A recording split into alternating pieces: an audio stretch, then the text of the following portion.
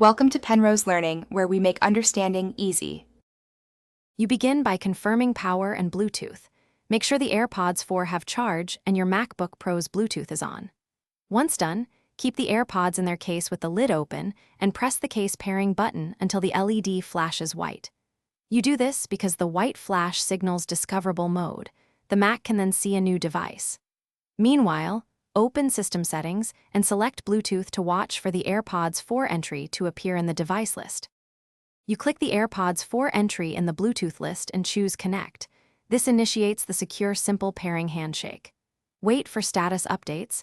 Mac OS exchanges authentication and sets codecs so audio quality and latency match automatically.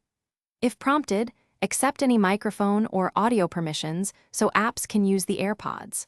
Once connected, the Bluetooth menu will show battery levels and routing options. Make sure to set the AirPods as the output and input device in sound settings. When you finalize by testing playback and calling audio, making sure sound routes to AirPods 4 in System Settings sound. If pairing fails, reset the AirPods by holding the case button for about 15 seconds until the LED flashes amber then white, then repeat pairing.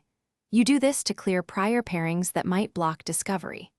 If problems persist, toggle Bluetooth off and on or reboot the Mac to restart the Bluetooth service. That often clears driver or cache issues preventing connection. Thanks for watching. If this was helpful, leave a like and consider subscribing. See you next time.